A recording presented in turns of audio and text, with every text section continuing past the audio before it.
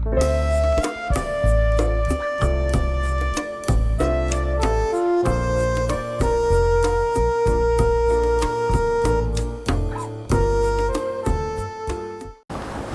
بالله من الشيطان الرجيم بسم الله الرحمن الرحيم إن الحمد لله نحمده ونستعينه ونستغفره ونؤمن به ونتوكل عليه ونعوذ بالله من شرور أنفسنا ومن سيئات أعمالنا من يهده الله فلا مضل له ومن يضلل فلا هادي له أشهد أن لا إله إلا الله وحده لا شريك له وأشهد أن سيدنا وحبيبنا ومولانا محمدا عبده ورسوله أما بعد لقد قال الله تبارك وتعالى في القرآن المجيد بعد أعوذ بالله من الشيطان الرجيم بسم الله الرحمن الرحيم يا أيها الذين آمنوا اتقوا الله ولتنظر نفس ما قدمت لغد واتقوا الله إن الله خبير بما تعملون ولا تكونوا كالذين نسوا الله فأنساهم أنفسهم أولئك هم الفاسقون لا يستوي أصحاب النار وأصحاب الجنة أصحاب الجنة هم الفائزون وقال تعالى يسأل أيان يوم القيامة فإذا برق البصر وخسف القمر وجمع الشمس والقمر يقول الإنسان يومئذ أين المفر وقال النبي صلى الله عليه وسلم الكيس من دان نفسه وعمل لما بعد الموت والعاجز من أتبع نفسه هواها وتمنى على الله الأماني أو كما قال عليه الصلاة والسلام. Assalamualaikum warahmatullahi ta'ala wabarakatuh. Yang saya muliakan Tuan Haji Musa selaku pengerusi majlis kita pada malam ini, yang dihormati lagi dikasihi barisan imam, barisan ahli jawatan kuasa Surau Al-Husna, pimpinan-pimpinan agama, pimpinan-pimpinan masyarakat, muslimin muslimat, hadirin hadirat yang dirahmati oleh Allah Subhanahu wa taala sekalian.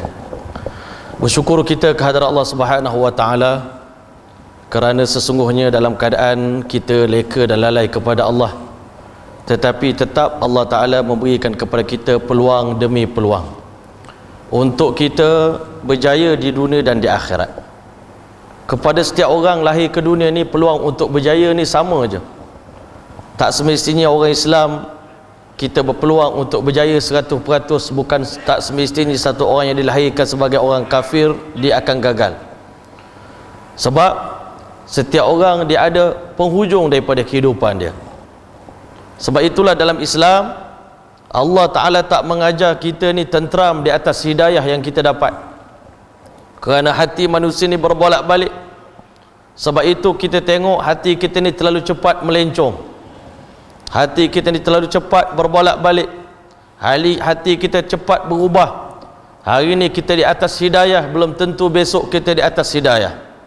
Hari ni kita boleh solat sujud pada Allah, belum tentu besok kita akan kekal bersama dengan golongan sajidin, golongan yang bersujud kepada Allah Subhanahu wa taala. Iblis laknatullah alaih satu masa dahulu termasuk makhluk yang paling taat kepada Allah, tetapi hari ini dia termasuk di kalangan golongan yang durhaka kepada Allah Subhanahu wa taala. Sebab itulah hadirin dan rahmati oleh Allah SWT sekalian, kita semua sedia maklum Allah Ta'ala yang maha bijaksana, yang menamakan dirinya alaihissallahu bi ahkamil hakimin. Bukankah Allah itu zat yang maha bijaksana di kalangan yang bijak? Banyak cerdik pandai di dunia ni, masing-masing ada teori, masing-masing ada pandangan, masing-masing ada dia punya, orang panggil ciptaan-ciptaan, rekaan-rekaan mereka. Tetapi Allah ni yang maha bijaksana di atas segala yang bijak, hakim bagi segala hakim. Dan ulama bagi tahu umumnya kalau di dunia ni orang bijak dia tak akan buat benda sia-sia, benda yang tak berfaedah. Lebih-lebih lagi lah Allah buat alam semesta ni mustahil dalam keadaan sia-sia. Mustahil Allah buat langit dan bumi ni sia-sia. Dan perkara ini Allah sendiri sebut dalam Al-Quran, wa ma khalaqnas samawati wal arda wa ma bainahuma batilah. Kami tak ciptakan dunia, langit dan bumi ini sebagai batil. Afa hasibtum annama khalaqnakum abatha, apakah kalian sangka kami hantar kalian ke dunia ni, melahirkan kamu ke dunia ni sebagai sia-sia, tak ada faedah, tak ada tujuan. Maha suci Allah, kan? La ilaha illa huwa rabbul arsyil karim. Masya Allah, fata'ala Allahul malikul haq. Maha suci Allah, Tuhan yang maha benar. Masya Allah, Raja yang sangat benar. La ilaha illa huwa rabbul arsyil karim. Tiada Tuhan melainkan dia, dialah Tuhan pemilik arasy yang mulia. Wa man yad'u ma'allahi ilahan akhar. Siapa yang datang ke dunia, di dunia dia memanggil menyeru Tuhan selain daripada Allah, mempertuhankan berhala-berhala, syirik kepada Allah, la burhana lahu bih, dalam keadaan dia tak ada hujah, tak ada bukti sama sekali tentang wujudnya Tuhan selain daripada Allah. Fa inna ma hisabu 'inda rabbih, sesungguhnya nanti dia akan dihisap, dipertanya, dipertanggungjawabkan di padang mahsyar di hadapan Allah Ta'ala. Innahu la yuflihul kafirun, sesungguhnya Allah kata orang kafir tak akan pernah berjaya. Jadi Allah dah beritahu, aku lahirkan kamu ke dunia ni untuk buat kerja yang sangat penting. Kalau sekadar nak main-main, nak berhibur, nak seronok-seronok, kami tak lahirkan kamu ke dunia. Kerana benda besarlah kami lahirkan kamu ke dunia. Kerana benda besarlah yang aku nak pertanggungjawabkan kepada manusia, yang ditaklifkan kepada manusia. Allah perintahkan alam semesta ini berkhidmat kepada manusia, kerana manusia ada kerja besar nak buat datang ke dunia ini. Tetapi bak kata Imam Al-Ghazali rahmatullah alaih, Allah sebutkan dalam Al-Quran kehidupan dunia ni ada beberapa fasa. I'lamu annamal hayatud dunya, ketahuilah kamu sesungguhnya kehidupan dunia ni, fasa pertama fasa main. Dahlah Allah hantar kita untuk jangan main. Tapi Allah Ta'ala lahirkan kita sebagai kanak-kanak. Masa kita budak-budak dulu tuan-tuan, daripada umur setahun sampai umur 15 tahun, apa kerja kita? Main. Jadi Allah tahu masa bermain, Allah tak bagi tanggungjawab lagi pada kita. Kita tengah bodoh lagi, kita tak matang lagi. Sebelum umur 15 tahun, Allah Ta'ala bagi kita free je tuan-tuan, masa hidup di dunia ni. Umur kita dalam 60 tahun, 15 tahun dah free. Esok umur 40, nama umur 60 tahun ke atas, mungkin kita dah lupa, dah nyanyuk, mungkin dah tak mampu nak beribadat pada Allah. Masa tu pun free juga. Allah kira free dah. Kalau ibadat sebelum nyanyuk, masa nyanyuk tu pun Allah kira tetap dapat pahala yang sama juga. La'ibun, mula-mula fasa main-main, semua benda jadi permainan. Botol jadi permainan, benda hak main jadi permainan, benda hak tak jadi permainan pun jadi permainan sebelum umur 15 tahun. Walahwun, masuk umur 15 tahun, zaman berhibur. Masya Allah, hiburan sana, hiburan sini, tengok wayang, main motor. Zaman hiburan, pergi main game, pergi mana, racing sana, racing sini, panjat bukit, panjat gunung, terjun sana, flying fox. Kerja kita main, hibur, seronok. Walahwun, wazinatun, habis umur 25 tahun, zaman berhias-hias.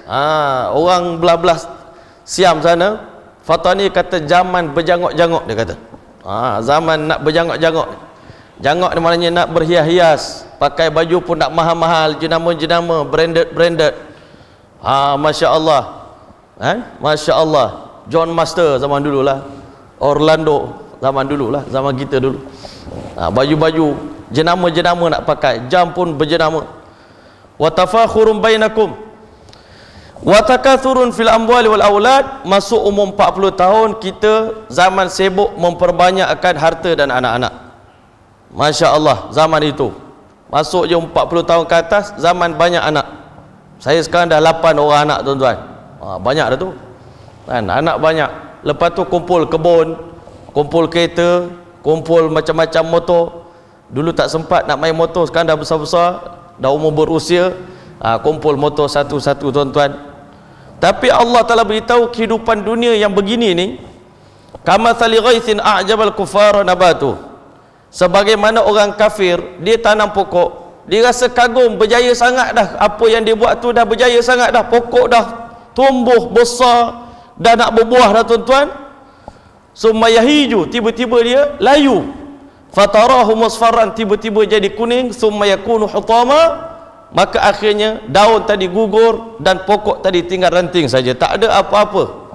Kalau kita hidup di dunia sekadar kita kejar permainan, kejar hiburan, kejar perhiasan, kejar nak menimbun harta, nak berbangga-bangga antara satu sama lain, kita hidup di dunia ni, kita tak dapat apa.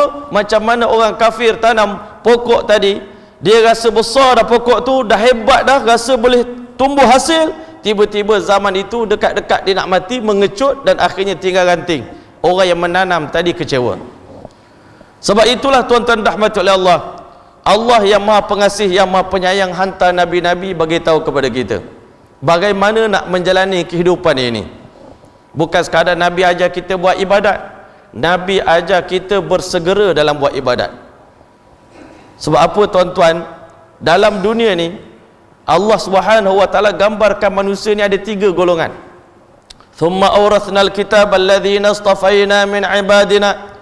Kami wariskan kitab Al-Quran ini kepada hamba-hamba yang kami pilih di kalangan orang Islam ini. Tapi Allah sebut golongan yang paling ramai di dunia ini, golongan pertama, faminhum zalimun li nafsih. Golongan yang paling ramai di dunia ini golongan yang menginaya diri sendiri. Dia dah tahu kehidupan akhirat esok lama, berdiri di padang mahsyar 50,000 tahun tanpa pakaian. Nabi beritahu dibangkitkan kamu di padang mahsyar ajwa'u makanu, dalam keadaan paling lapar. Paling lapar seumur hidup, tak kita rasa paling lapar. Hari paling lapar itu lebih lapar lagi pada ketika mana kita bangkit di padang mahsyar. Wa arwa'u makanu, paling dahaga sekali hari kita dibangkitkan di hari kiamat nanti. Dan waktu itu hari paling kita memerlukan pakaian. Maknanya tak ada pakaian seurat benang pun tak ada di pakaian kita pada hari itu. Jadi tuan-tuan dan rahmati oleh Allah, orang yang menginaya diri dia dekat dunia pun dia tahu badan dia lembek tuan-tuan. Macam saya ni, badan tak pernah buat kerja tuan-tuan, tak pernah mencangkul. Kalau suruh mencangkul tuan-tuan, sepetang rasa-rasa esok demam ni, kan? Tak pernah pegang cangkul, tangan pun lembut je tuan-tuan. Kalau badan macam kita ni kena pukul dengan orang tuan-tuan, Allahu Akbar, tak tahulah macam mana teruknya kita ni. Sebab tu saya ni dengan izin Allah, Allah bagi jarang sakit. Sebab dia tahu sekali sakit kita ni tak tahan sakit. Tetapi tuan-tuan, dalam keadaan di dunia ni demam sikit pun kita dah letih, kita dah lemah. Pening kepala sikit pun dah lemah, menggelabah tuan-tuan, cari hospital pakar. Bayangkan di hari kiamat esok, berani ke kita nak menghadapi kesakitan, keperitan, kedahsyatan, kepanasan, kedahagaan. Tuan-tuan yang mulia, hari tu saya pergi ke Mersing bersama dengan sahabat-sahabat kita tuan-tuan. Masa tu orang di pulau sana beritahu dah, ustaz kalau nak keluar daripada pulau ni sebaik-baiknya sebelum Zuhur. Kan? Tapi kita ni manusia ni suka menzalimi diri sendiri, Masya Allah. Tak apalah, mungkin orang tu sekadar nak bagi nasihat kan, kerana kesian kat kita. Tapi kita ni ramai nak bergerak lambat. Jadi tak apalah, kita pelan-pelan lah, relax. Man-man kata orang Cina tu kan, pelan-pelan, relax. Jadi tuan-tuan, sampai lepas Zuhur kita pun Masya Allah masing-masing naik bot. Tiba-tiba ombak begitu kuat. Ombak yang datang begitu kuat menyebabkan masing-masing semua kecut. Yang pergi ni ustaz-ustaz belaka tuan-tuan, tapi ustaz-ustaz pun dah habis baca Yasin tuan-tuan. Ombak terlalu kuat. Waktu itu anak saya 8 orang, 3 orang dalam tangan saya. Kita pun dah kecut, anak pun masing-masing sampai tertidur kerana terlalu takut. Semua tertidur 8 orang. Masa tu saya terfikir, terlintas satu benda, satu bayangan. Ya Allah, di dunia ini ya Allah, ketika mana berlaku musibah sebegini, ombak yang begitu kuat, kita rasa tak tahulah, mungkin tak mati, tapi ketakutan tu terlalu kuat tuan-tuan, sampai kawan saya cakap, ustaz kalau ada bacaan lebih hebat daripada kalimah la ilaha illallah, sama baca dah, dia kata.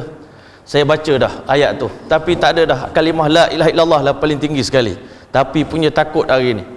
Masa tu saya terbayang satu benda, ya Allah, di dunia ni aku memang tak erti berenang. Andai katalah berlaku musibah pada hari itu, saya nak selamatkan diri saya, nak berenang sampai ke tepi pun tak tahu selamat ke tidak. Dan kalau berlaku ni, kita tengok anak kita seorang hanyut, nak selamat anak bonsu dulu ke, nak selamatkan isteri dulu ke, nak selamatkan anak sulung dulu ke, anak 8 orang.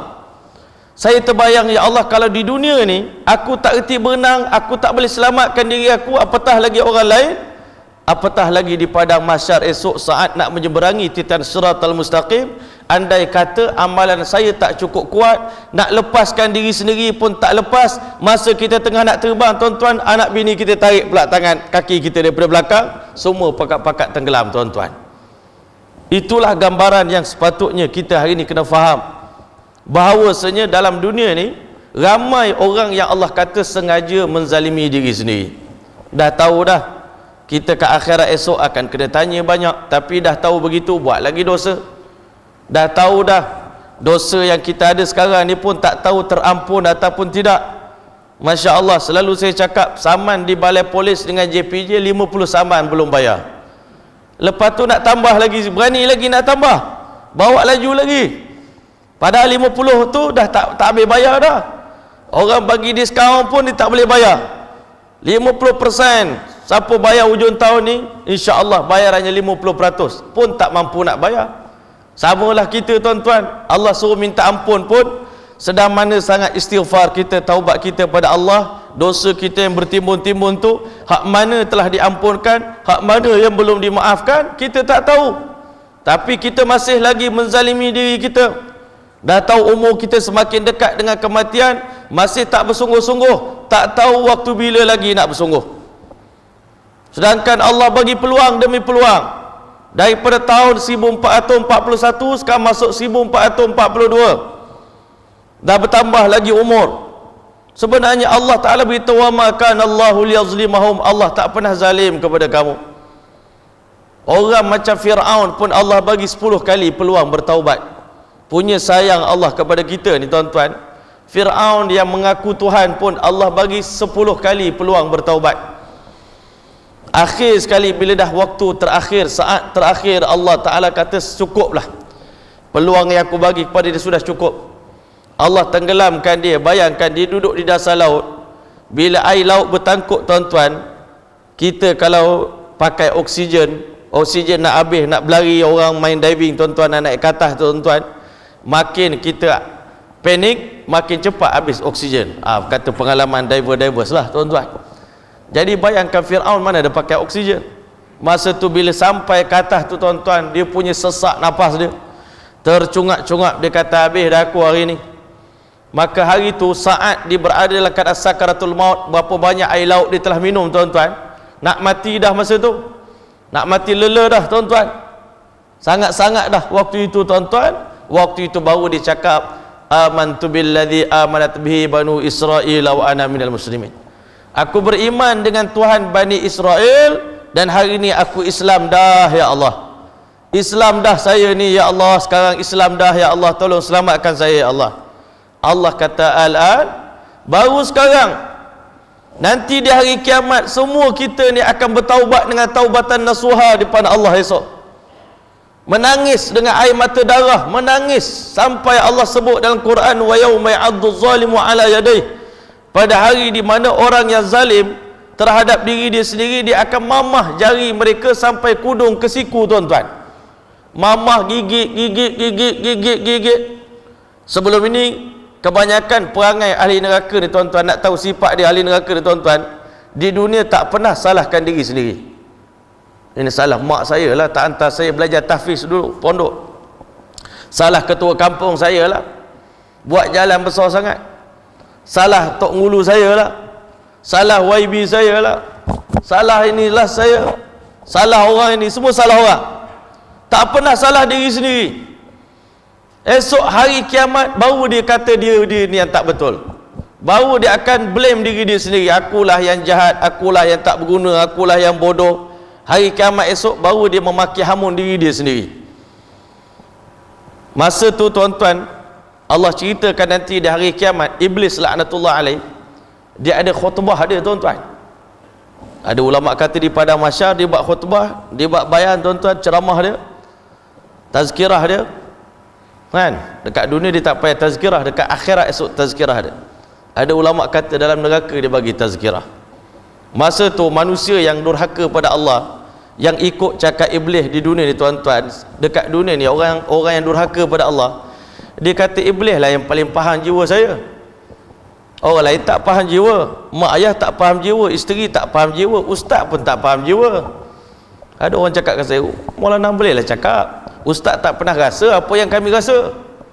Kan? Kelazatan maksiat ni, kalau ustaz rasa, ustaz pun hancur, ustaz pun kan, terlentang. Maka tuan-tuan, iblis nanti bila mana manusia dah nampak azab Allah Ta'ala, hari itu tak ada lagi kelepasan, tak ada lagi keselamatan. Memang yakin dah, macam Fir'aun tadi dah yakin dah, hari ni memang confirm mati dah hari ni. Macam kita dah nampak neraka depan mata, dah confirm masuk neraka ni. Masa itu tuan-tuan, masih lagi nak salahkan orang lain. Wa qala alladhina istud'ifu lilladhina istakbaru. Hari itu tuan-tuan, orang yang di dunia ni dia buat dosa, dia ikut ketua dia.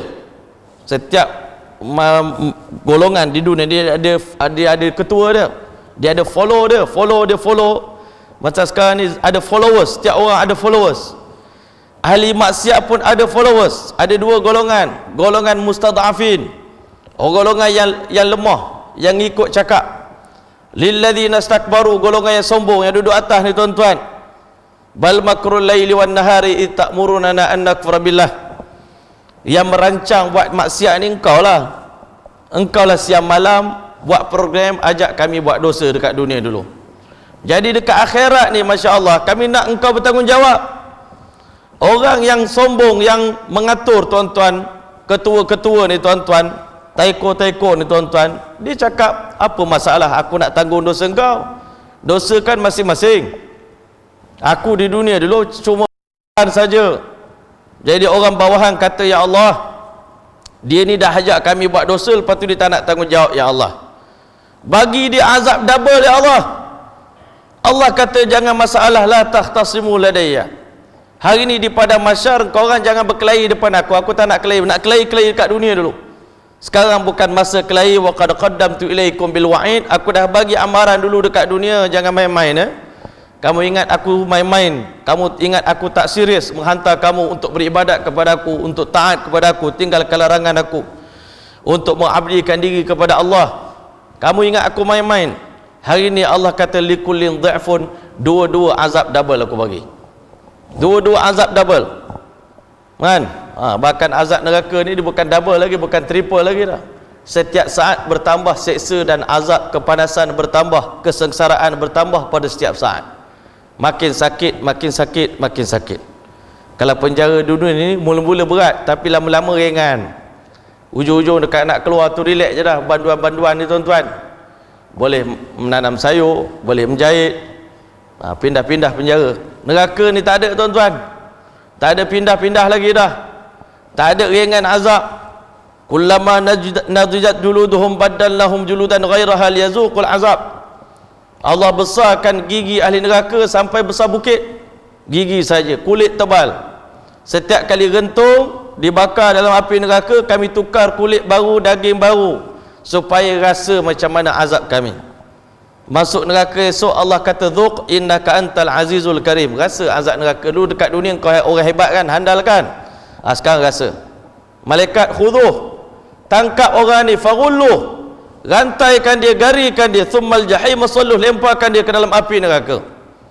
Dalam neraka tuan-tuan, jumpa dengan iblis tuan-tuan. Masya Allah, ya Allah, inilah makhluk yang telah merosakkan kami, ya Allah. Faj'alhuma tahta aqdamina. Ya Allah, kami nak pijak kepala dia dengan kaki kami. Punya marah dengan iblis dekat pada mahsyar esok. Dekat dunia kata iblis kawan, kata iblis ni faham jiwa. Dekat hari kiamat esok nak pijak kepala iblis dengan kaki.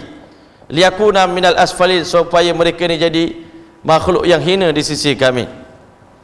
Masa orang datang berkumpul di keliling dia, iblis kata, sekarang semua dah ada, semua dah ada, okey, semua dah kumpul, saya nak mulakan khutbah saya. Masya Allah, kalau dekat dunia ni nak mula khutbah kena puji-puji Allah lah. Nahmaduhu wa nusalli wa nusallim ala rasul karim, amma ba'du. Iblis tak ada lah, tak ada puji Allah lah. Lama qudiyal amr, bila mana keputusan telah dibuat, ahli neraka masuk neraka, ahli syurga masuk syurga, maka syaitan beritahu, wahai sekalian pengikut-pengikutku yang setia, innallaha wa'adakum wa'adal haq. Sesungguhnya janji Allah kepada kita di dunia dulu, buat baik dibalas baik, buat jahat dibalas buruk. Sembahyang berjemaah dapat 27 ganjaran. Duduk dalam majlis ilmu diampunkan dosa-dosa kita. Nama kita disebut dalam perhimpunan para malaikat, diturunkan ketenangan ke atas kita. Majlis kita dilingkungi oleh para malaikat. Selama kita duduk dalam majlis ilmu ni, kita dirahmati oleh Allah. Kita sedekah RM1, Allah kira RM700. Kalau buat dosa begini-begini azabnya, orang mengumpat dapat begini. Malam Isra wal Mi'raj, Nabi dah tengok umat yang buat dosa bagaimana, pezina macam mana, orang mengumpat macam mana, peminum arak macam mana, orang tak bayar zakat macam mana, orang tinggalkan solat bagaimana. Janji Allah tu bukan janji main-main, bukan janji palsu. Kata Iblis janji Allah itu benar. Dekat dunia ni Iblis kata janji Allah tak betul, Allah tu bohong je, kan? Sebab tu manusia ni dengan dunia kena tipu banyak mana pun ya lagi, kan? Kita ni buat dengan bisnes dengan kawan-kawan kita ni, ditipu kita 10 kali dah percaya lagi itu betul. Tapi Allah dan Rasul ajak kita cerita benda yang betul, payah nak yakin, nak percaya kepada janji Allah ni. Janji Allah itu benar. Esok di hari kiamat Iblis kata janji Allah itu benar. Tetapi di dunia dulu, wa wa'adtukum, aku mendabur janji kepada kamu, nak enjoy ini masa muda ni lah, dah tua esok taubatlah. Iblis kata nak bertaubat, taubatlah, tapi bukan sekarang. Iblis kata masa kita bangun pukul 4 pagi dah jaga dah. Iblis kata tidurlah dulu, kan? Tidur dulu sikit lagi, penat ni, tidur sekejap lagi, tidur jaga-jaga pukul 6.30 dah tuan-tuan. Iblis punya kerja. Dia sikit je, lembut je dia bisik dekat kita, kan? Tak apalah, sekali ni je, kan? Sekali ni je ambil, lepas tu jangan ambil lagi dah, kan? Iblis pun bagi nasihat kita suruh sekali je, tapi sekali ambil kita, Masya Allah, istiqamah membuat maksiat sampai mati. Iblis kata dekat dunia dulu, aku mendabur kamu berbagai-bagai janji palsu. Fa akhlaftukum, janji aku ni semua untuk rugikan kamu, gagalkan kamu, binasakan kamu, rosakkan kamu. Wa ma kana li alaikum min sultan, kata Iblis, dulu dekat dunia aku tak ada kuasa pun nak paksa korang. Pernah tak aku bawa parang letak dekat leher, kalau kau sembahyang aku sembelih kau, ada tak? Iblis tak pernah buat gitu. Letak senapang dekat kepala kita, engkau tak buat dosa ni aku tembak, tak pernah. Iblis tak pernah paksa. Iblis kata illa an da'utukum, kerja kami berdakwah, kata Iblis. Kami dakwah korang je, kan? Bisik-bisik dekat telinga, buatlah sekali ni je, lepas buat esok taubat, tak ada masalah, sikit je, kan? Hati kita dah terdorong dengan maksiat, hati kita dah Masya Allah dah ketagih buat maksiat. Iblis pujuk sikit pun dah jalan dah tuan-tuan. Tapi kalau dengan agama ni, ustaz pujuk macam mana pun tak lepas, tak yakin boleh buat ke tak boleh buat ni, betul ke saya boleh buat ni, rasa tak boleh lagi kot. Padahal baca Quran tak pandai lagi, biar dulu kot, kan? Biar dulu kot, masih lagi tangguh-tangguh lah. Patut sekarang ni kalau dah tak reti baca, kena carilah guru Iqra kita ke, guru Quran ke. Takkan nak mati dalam keadaan tak pandai baca Quran, malu jumpa Allah, jumpa Rasulullah. Tapi kita ini biar dulu kot, buat baik. Hak jahat kena cepat-cepat, kan? Tak boleh tangguh-tangguh. Sepatutnya yang baik lah kena segera, yang baik ni kita kena segera, yang Masya Allah yang jahat tu kita tangguh-tangguhkan.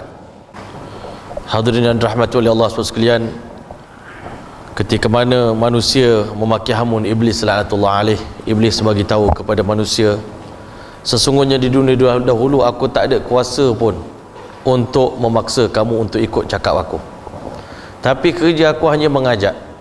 Tapi malangnya fas saja betul beli, kalian menerima dakwah yang aku sampaikan, dakwah apa ajakan-ajakan Iblis mudah diikut.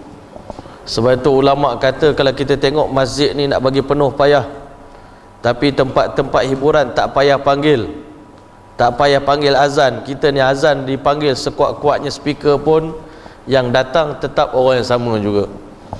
Tapi tempat maksiat ni, kalau bukan tempat maksiat pun macam padang bola tuan-tuan, stadium, perlawanan final, Selangor lawan apa tak tahulah, final tuan-tuan, lawan Pahang lah kot, insya-Allah.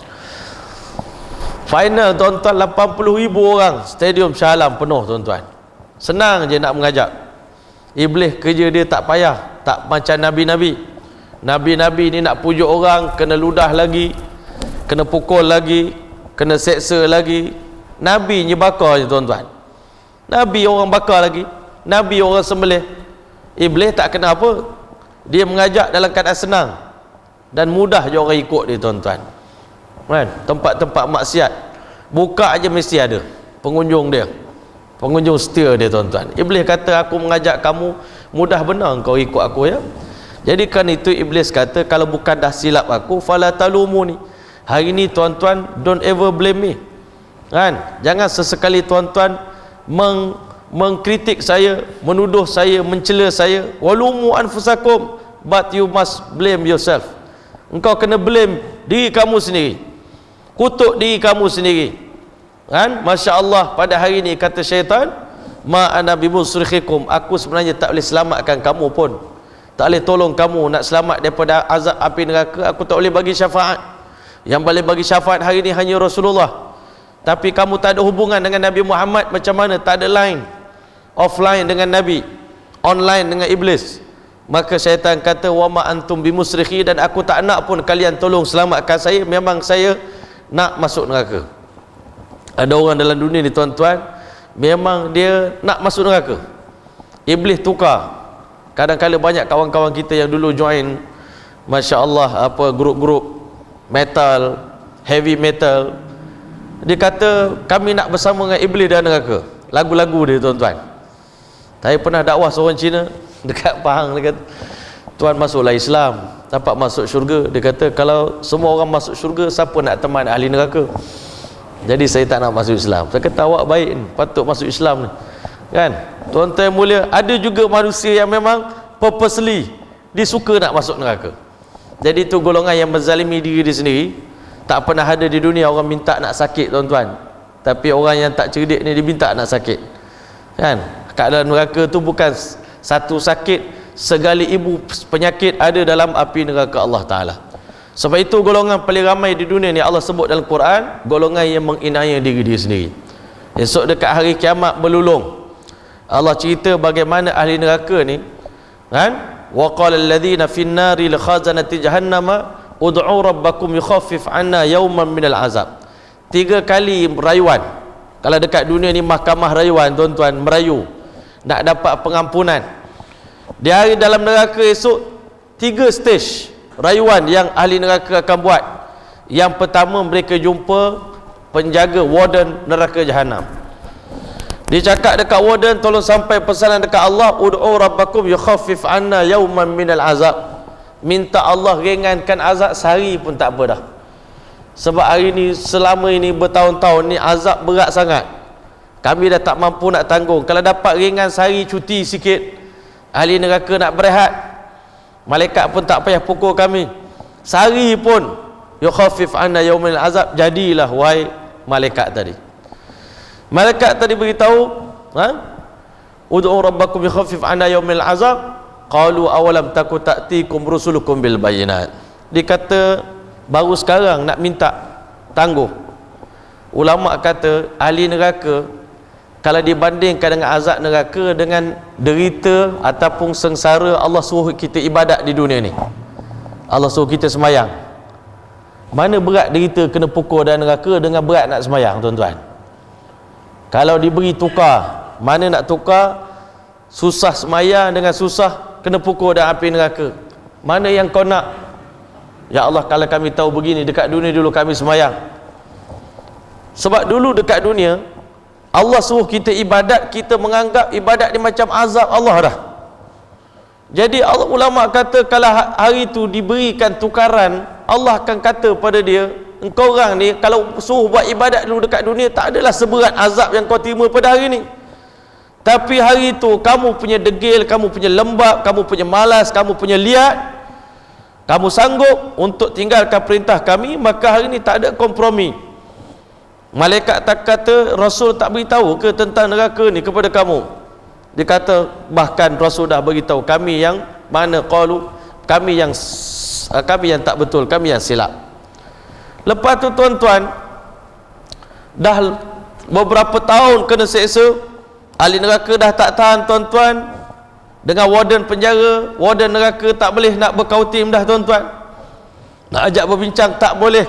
Kita kena panjat orang lagi tinggi lagi, kabel lagi besar, kan? Mereka menyeru malaikat Malik, wa nadau ya Malik liyaqdi alaina rabbuk, wahai Malik, malaikat penjaga neraka, kalau tak boleh ringankan azab, minta satu benda, boleh tak? Liyaqdi alaina rabbuk, bagi kami ni mati sudahlah, mati pun tak apalah, daripada berterusan kena azab macam ni kami dah tak tahan dah. Maka kata malaikat Malik, qala innakum makisun, you will be stay here, you people will be stay forever in the hellfire, masya-Allah. Don't talk too much, insya-Allah. Jangan cakap banyak. Sekarang masa duduk. Orang suruh kemarin gaji ibadat, engkau malas, suruh buat tak nak, degil, keras kepala, sekarang stay, jangan cakap banyak, duduk diam-diam. Akhirnya ulama kata dah tak tahan, maknanya malaikat Malik pun tak layan, menghadap Allah Subhanahu wa taala, jumpa Allah sendiri. Ulama kata nak panjat jumpa Allah 6,000 tahun, panjat tembok neraka Jahannam 6,000 tahun. Tahun yang ke-6,000 baru dapat Allah bagi peluang. Mereka mengatakan pada Allah, qalu rabbana ghalabat alaina shiqwatuna wa kunna qauman dhallin, rabbana akhrijna minha fa in udna fa inna zalimun. Ya Allah, kami ni memanglah kecelakaan telah mengatasi diri kami, ya Allah, kami ni memang orang sial, orang tak guna, orang celaka, ya Allah. Wa kunna qauman dhallin, dulu dekat dunia kami sesat, kami tak ikut jalan hidayat, jalan petunjuk yang kau tunjuk pada kami melalui jalan nabi-nabi. Wa kunna qauman dhallin, rabbana, kami merayu, ya Allah, akhrijna minha, keluarkan kami daripada api neraka sekarang. Kalau kami berjanji sekali lagi peluang kau bagi kepada kami kembali ke dunia, maka kalau kami buat balik dosa yang kami buat dulu dekat dunia, waktu itu betul lah kami betul-betul orang zalim, kami betul-betul jahat lah. Kalau sekali lagi beri peluang kembali ke dunia, kami buat lagi dosa yang sama, memang kami jahat, ya Allah, waktu itu layaklah kami diseksa berapa lama pun, ya Allah. Allah SWT beritahu apa? Allah jawab dengan tengkingan, tuan-tuan. Allah tengking mereka, ikhsa'u fiha wala tukallimun, berambus kalian dalam api neraka, aku tak nak bercakap dengan kalian. Hari ini tak ada lagi perbicaraan, tak ada lagi orang kata perbincangan telah ditutup. Duduk dalam neraka buat selama-lamanya. Tuan-tuan mulia, ini golongan yang pertama, paling ramai dalam dunia sekarang ni. Sekarang ni dia tak tahu time semayang. Kita kadang-kadang penceramah, tuan-tuan, duduk belakang orang waktu maghrib ni, kita nak cepat sampai ke masjid, dia orang bawa 20 ya tuan-tuan, kan? Kereta plano kata. Orang nak kejar maghrib ni, penceramah nak sampai cepat ni, kan? Sebab dia, bagi dia tak ada akhirat, tak ada pada masyar, tak ada neraka, tak tahu apa. Innama hadhil hayatid dunya namutu wa nahya, hidup kita cuma di sini kita hidup, di sini kita mati. Wa ma nahnu bibam'utsin, kita tak dibangkitkan daripada masyar. Setan tipu, setan ni kerja dia menipu. Akhirat tak ada, tuan. Azab kubur tu tak ada. Dia cakap tak ada, Allah kata ada. Mana lebih betul, cakap iblis dengan cakap Allah? Tuan-tuan mulia, itu golongan paling ramai dalam dunia, dan paling ramai sekali esok akan menyesal dalam api neraka. Mudah-mudahan kita tak termasuk. Golongan yang kedua, tuan-tuan, wa minhum muqtasid. Allah sebut dalam dunia ni ada juga golongan pertengahan. Warak seminggu, lepas tu tengok jadi nakal pula dia. Sebulan depan tengok jadi rock pula, tuan-tuan. Lepas tu tak lama sikit menyesal pula, balik semula, nampak semula, Tok Imam nampak semula, datang balik orang ni ke masjid. Lepas tu kan masya-Allah jadi warak sekejap, lepas tu jadi nakal semula. Dia ni tak stabil hidup dia, muqtasid, pertengahan, sekejap okey, sekejap tak okey. Khalatu amalan salihan wa akhar sayyi'ah, mereka mencampur adukkan amal soleh dengan dosa-dosa. Dosa pun buat, baik pun buat. Tuan jangan kata saya jahat tau, saya baik juga, kan? Saya baik juga, saya semayang, saya puasa, saya zakat, saya haji, tapi dosa pun saya buat juga. Ini pertengahan. Golongan pertengahan ni, kalau Allah nak ampun, Allah ampun, tapi rasa-rasanya pun susah nak dapat keampunan daripada Allah Ta'ala. Ini pun ada juga, sekejap okey, sekejap tak okey. Duduk dalam suasana baik, baiklah dia. Duduk dalam suasana nakal, Masya Allah, pergi karaoke, dandut, tuan-tuan, habis semula, tuan-tuan. Ini golongan pertengahan. Tapi yang golongan yang Allah dan Rasul suruh kita jadi, Iaitu Allah beritahu wa minhum sabiqun bil khairati biiznillah. Sebahagian di kalangan hamba-hamba kami golongan yang berlomba-lomba dalam melakukan amal soleh dengan izin Allah. Sebab itu sahabat Nabi dia tak berlomba dalam hal dunia. Kita berlomba, rumah orang sebelah kita 3 tingkat, saya 5 tingkat. Orang Arab sekarang tuan-tuan, kan, mula Malaysia KL Tower, KLCC paling tinggi di dunia. China pula buat Shanghai Tower lebih tinggi. Orang Dubai pula buat lagi tinggi, Burj Khalifah. Saudi Arabia kata tak jadi, aku tak boleh kalah dengan dia orang, kena buat bangunan 36 km. 36 meter ke 36 km, wallahualam. Tinggi ya tuan-tuan. Nak berlomba-lomba dalam hal dunia, sedangkan dunia dah nak kiamat. Kau nak buat apa lagi? Nak beria-beria sangat dengan dunia ni tuan-tuan, dunia dah nak hancur. Macam kita buat istana pasir tepi laut tuan-tuan, sekejap lagi ombak datang, habis benda yang kita buat tu. Tak payahlah buat beria, buatlah juga. Nak buat rumah, buatlah. Nak beli kereta, belilah. Tapi jangan terlalu fokus kepada benda tu. Sedangkan fokus kita yang sebenar adalah kampung halaman kita yang hakiki, rumah kita yang sebenar, kenderaan kita yang sebenar, isteri kita yang sebenar, kenikmatan kita yang sebenar, milik kita yang sebenar. Milik dekat dunia ni boleh bertukar bila-bila masa saja. Lebih-lebih lagi kita ni hutang dengan bank tuan-tuan. Memang nama asal nama kereta kita, tapi tak bayar 10 bulan jadi milik orang lain. Yang ini yang kita terlalu risau sampai tinggal perintah Allah Ta'ala. Sedangkan dalam Islam Allah suruh kita berlomba dalam ibadat. Tengok kawan tu puasa Isnin Khamis tak jadi ni, aku kena lawan dia ni kan. Aku tambah puasa hari putih pula 13, 14, 15 hari bulan. Nampak dia puasa pun juga. Kita tambah puasa Nabi Daud, 1 hari puasa, 1 hari berbuka. Ini orang berlomba tuan-tuan. Tengok dia baca sejuz hari, tak boleh jadi aku 3 juz hari. Aku Al-Hafiz, dia tak Hafiz, kena baca 3 juz hari. Berlomba tuan-tuan. Kami dulu masa mengaji tahfiz berlomba kan, Masya Allah. Ada kawan saya tu arwah Suhaimi, sama-sama khatam. Dia kata aku nak lawan dengan kau, tak boleh dah, kau tinggal 2 lay lagi nak habis. Aku ada sejuh lagi, memang tak boleh lawan lah. Tapi kita lomba siapa syahadah dulu. Ini berlomba dulu. Tapi Allah takdirkan masa cuti dia pergi naik kereta tuan-tuan, aksiden meninggal. Tak ada nak khatamkan syahadah. Kita alhamdulillah lah, dengan izin Allah Ta'ala khatam. Perlombaan, berlomba kan. Sahabat Nabi, orang kaya dengan orang miskin berlomba. Dia tak main-main, dia berlomba sungguh-sungguh. Orang yang paling banyak, yang paling betul-betul sungguh-sungguh beribadat ni adalah Nabi kita Muhammad sallallahu alaihi wasallam. Kalau kita jadi Rasulullah, tuan-tuan relax lah, dah dapat keampunan daripada Allah.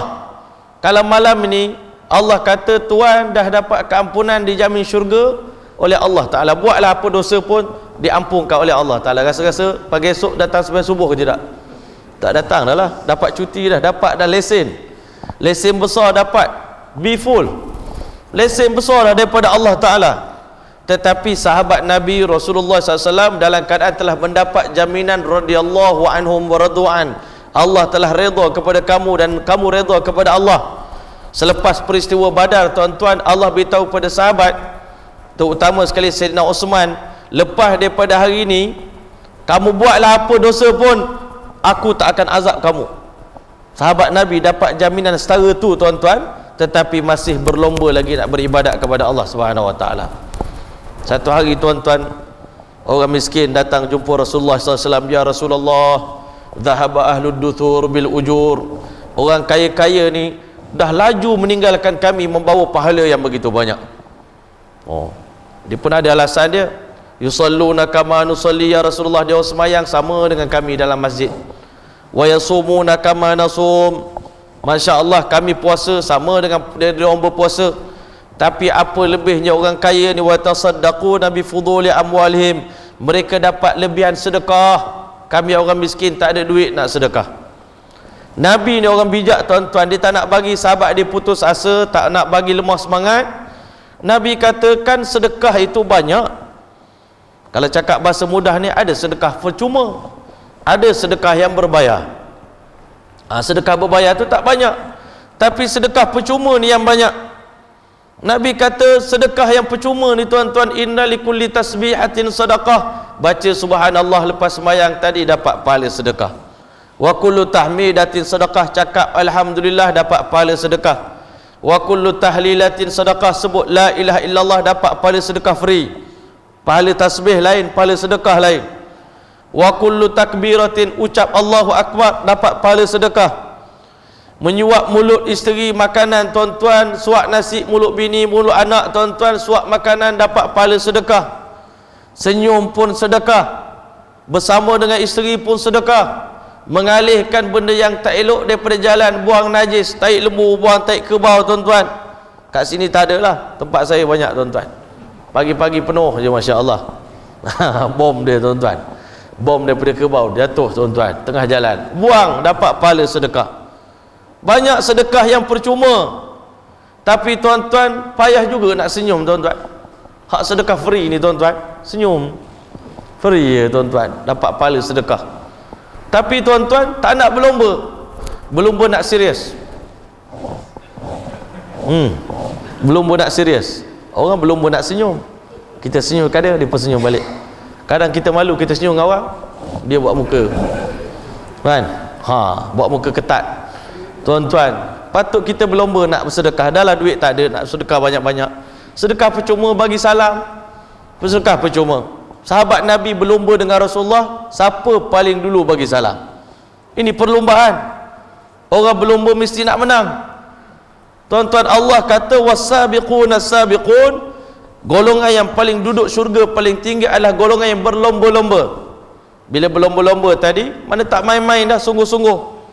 Lagi pula perlombaan kita ni masa tamat dia dah dekat. Masa tamat, whistle penamat dah dekat-dekat dah. Malaikat maut ni tengok kita ni tuan-tuan, masya-Allah. Ini tahun baru dah dapat sikit ni bonus daripada Allah Ta'ala, nak tengok. Selalunya masya-Allah orang dapat bonus ni dia akan lebih bersyukur, berterima kasih. Makin panjang umur, Nabi kata sebaik-baik manusia orang yang panjang umurnya bertambah amal ibadatnya. Bertambah banyak ibadat dia, makin rajin sedekah, makin rajin pergi masjid. Awal lagi pergi masjid.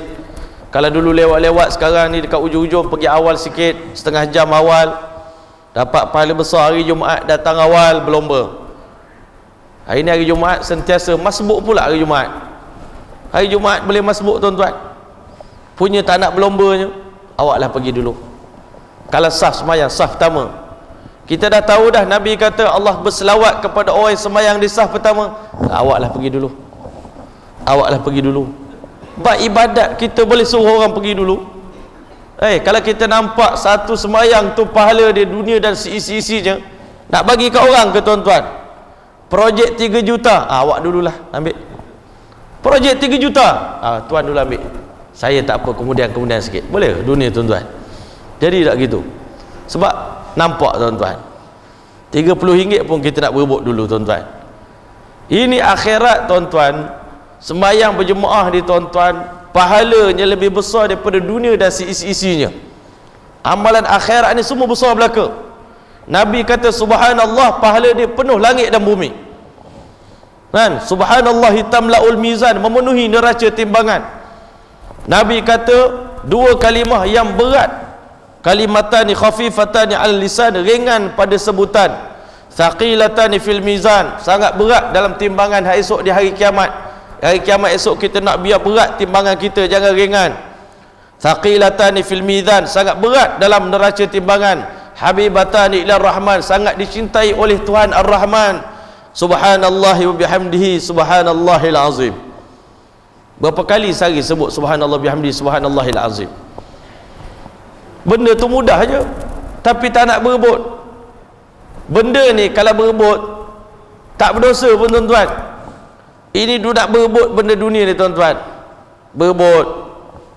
Orang sebelah rumah kita tanam bunga lebih sikit, masuk tanah kita, kita tolak. Berebut tuan-tuan. Kan?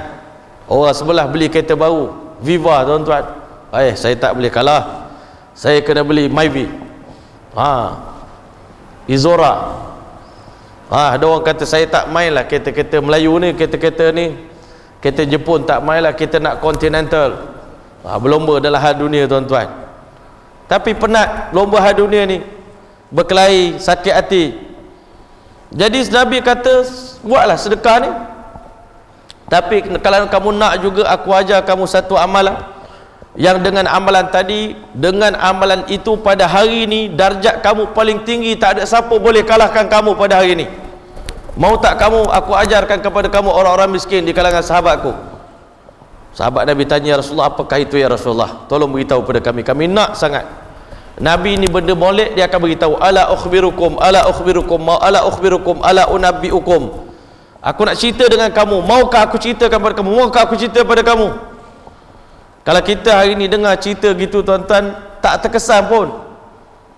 Satu hari tuan-tuan, Sayyidatina Fatimah radhiyallahu ta'ala dihantar oleh Sayyidina Ali pergi rumah Nabi untuk minta kambing. Dengar cerita Nabi dapat kambing 6 ekor. Jadi kalau dapat seekor ke rumah kita pun tahan dah. Nak sedekah lain sedekah lah, tapi bagilah ke anak menantu sikit kan. Fatimah pun pergi, Sayyidina Ali suruh pergi kambing. Tapi kerana Fatimah ni Masya Allah pemalu, Nabi SAW tanya dia, kamu nak apa? Dia persenyap. Nabi tahu anak dia tengah lapar. Masya Allah, saya datang sebab saya dengar Abah dapat 6 ekor kambing, jadi nak minta lah seekor kalau dapat. Masya Allah, Nabi kata, maukah aku ajarkan kepada kamu satu benda yang lebih baik daripada mendapat 6 ekor kambing? Apa dia wahai ayahanda? Ucaplah, Allahumma ya awwalal awwalin, wa ya akhiral akhirin, wa ya rahimal masakin, wa ya dhal quwwatil matin, wa ya arhamar rahimin. 6 kalimah ini lebih baik daripada mendapat 6 ekor unta. Siti Fatimah pun balik tuan-tuan, tak bawa balik kambing. Kalau kita suami kita, habislah tuan-tuan, aku hantar engkau untuk ambil seekor kambing pun tak lepas, engkau bawa balik doa ni pula. Habis tu kita nak makan apa? Takkan nak makan doa ni, anak kita tengah lapar ni. Tapi Sayyidina Ali begitu bangga dengan isteri dia. Masya Allah, wahai Fatimah, zahab tali dunia wa raja'ata bil akhirah, engkau pergi untuk urusan dunia jumpa bapa kamu, tapi kamu bawa balik akhirat kepada kita. Tuan-tuan, sahabat Nabi ni berlomba. Bila Nabi beritahu, wahai sahabatku, nanti di hari kiamat akan ada 70,000 orang di kalangan umat aku akan masuk syurga tanpa hisab, tanpa azab. Ukasyah tu berdiri depan Nabi SAW, ya Rasulullah, doakan saya Ukasyah termasuk di antara 70,000 orang. Nabi tu kata, wa anta minhum, engkau termasuk 70,000 orang. Allahu Akbar. Kalau kita dapat jaminan tu tuan-tuan, masuk syurga tanpa hisab. Di dunia Nabi dah cakap engkau terlepas daripada hisab. Gembiranya kita tuan-tuan. Seorang sahabat lagi bangun, ya Rasulullah, saya nak juga. Nabi kata, sabaqaka Ukasyah, Ukasyah telah mendahului kamu. Dalam bab benda molek ni tuan-tuan, jangan bertangguh-tangguh. Ukasyah dia buat dulu, dia dapat. Sahabat tadi lewat sikit je nak, Allah tak bagi dah. Sebab Allah nak tengok siapa yang berlomba, siapa yang bersungguh-sungguh. Macam mana dekat dunia ni kita bersungguh-sungguh. Kerajaan bagi tawaran below 40, B40, dapat tawaran begini, kita bersungguh-sungguh isi borang. Orang panggil interview, pergi interview kan, so bagi slip gaji, sungguh-sungguh nak dapat bantuan kadang-kadang dapat 5 hari habislah. Ini Allah Ta'ala nak bagi bantuan yang sungguh-sungguh, jaminan syurga. Nabi kata, hari ini engkau buat amalan ini, tak ada siapa boleh kalahkan kamu. Sahabat kata, Rasulullah, tolong ajarkan kepada kami. Nabi kata, mudah saja, lepas semayang jangan lupa baca tasbih Fatimah, subhanallah 33 kali, alhamdulillah 33 kali, Allahu Akbar 34 kali. Lepas semayang 5 waktu, jangan tinggal amalan ini. Boleh kita azam tahun baru tuan-tuan, lepas semayang, kalau imam baca ke tak baca tak apa, kita tetap baca subhanallah 33 kali, alhamdulillah 33 kali, Allahu Akbar 34 kali. Untuk hari ini 5 waktu kita buat, tak ada siapa dalam dunia mampu mengalahkan darjat kita di sisi Allah. Paling tinggi, the highest ranking in the world. Dapat rekod dunia kan, rekod dunia. Kita hari ni nak kejar main bola tuan-tuan. Ranking berapa dah kita ni, ranking negara Malaysia ni tuan-tuan, Harimau Malaya. Dah tahun 2020 ranking 150 lagi tuan-tuan. Apa maknanya tuan-tuan? Allah kata korang ni bukan nak kejar ranking dunia, itu bukan kerja korang. Negara Islam ni masuk World Cup dah banyak dah tuan-tuan. Saudi Arabia, Algeria, Morocco, Tunisia, kalau nak kira handal lah tu. Tapi tak lepas-lepas jadi juara. Naik juara pun tak ada, quarter final pun tak ada langsung. Sebab Allah kata bukan ini tempat yang kamu nak kejar, ini bukan tempat kamu ni. Tempat kamu ni di masjid, tempat kamu mengejar ranking-ranking yang tertinggi di alam akhirat. Maka sahabat Nabi tadi hak miskin balik, Masya Allah, kita pakat-pakat ini rahsia rahsia kita tahu. Kita orang miskin susah-susah nangis-nangis depan Nabi ni, Nabi dah cerita kepada kita rahsia amalan yang tertinggi di sisi Allah. Jadi kita harap jangan ada sesiapa di kalangan kita yang bocor rahsia kepada orang kaya-kaya. Pesan dah tu. Tapi manusia tuan-tuan, hak dipesan tu lah kan. Ada seorang sahabat balik ke rumah dengan keadaan gini lah, kok yes agaknya, tak adalah buat yes zaman dulu, tapi best lah hari ni dapat hadiah yang bernilai daripada Nabi. Orang kaya tengok gelagak dia, orang datang daripada balik Madinah, daripada Masjid Nabawi ni balik masjid, semua pakat senyum muka ni macam dapat projek besar je ni kan. Masya Allah, semua pakat happy-happy ni. Mesti ada something wrong somewhere ni kan. Dia pergi jumpa rapat dengan seorang ni kan, nampak rasa-rasa boleh makan sikit ni. Nampak engkau ni senyum semua ni, apa cerita kan? Kongsi lah benda baik kalau dapat, apa salahnya? Tak boleh, ini rahsia kami ni. Kami susah-susah tanya Rasulullah bagaimana nak kalahkan amalan orang kaya. Ini kami dah dapat, kami tak nak beritahu. Alah, kan menyembunyikan ilmu tu kan satu dosa kan. Dia guna hadis juga tuan-tuan. Kalau gitu aku cerita kat engkau seorang je tahu, jangan cerita kat orang lain. Engkau seorang je aku beritahu ni. Macam kita sekarang lah, aku cerita ni engkau je, engkau jangan cerita kat orang lain. Tiba-tiba baru sesaat dah sampai Facebook, dah sampai ke kami dulu masa Hazrat saudara acapan kita tuan-tuan masuk Islam, kita cakap jangan heboh lagi kan. Awal lagi dia baru nak masuk Islam ni, jangan heboh lagi. Nanti dah masuk barulah cerita. Baru kita cerita-cerita gini tuan-tuan, dah sampai Pulau Pinang WhatsApp. Kata acapan kini bergelar seorang Muslim, nama dia Muhammad Syahrin bin Abdullah. Lagi dulu dia orang, kita yang depan muka acapan tengah duk ajak dia masuk Islam ni, dia tak mengucap kalimah syahadah lagi. Orang WhatsApp ni dah sampai ke Pulau Pinang. Kawan kita hantar, Ustaz dah sampai Pulau Pinang dah Ustaz. Inilah manusia tuan-tuan, nak pegang rahsia payah. Jadi tuan-tuan mulia, Masya Allah, orang tadi kata aku cerita kat engkau seorang je, tak apalah. Tiba-tiba esok pagi semua rahsia tadi orang kaya dah tahu kan. Akhirnya orang miskin datang lagi jumpa Rasulullah, ya Rasulullah, semalam kau ajar kami saja orang miskin, tiba-tiba hari ni semua orang kaya dah tahu. Apa nak buat? Ajar lagi kami amalan lain. Nabi kata tak boleh dah, itulah yang aku nak ajar kamu. Zalika fadlullah yu'tihi man yasha, itulah anugerah yang Allah bagi kepada kamu. Untunglah kamu sahabat-sahabatku, kamu belum berlomba dalam perkara kebaikan.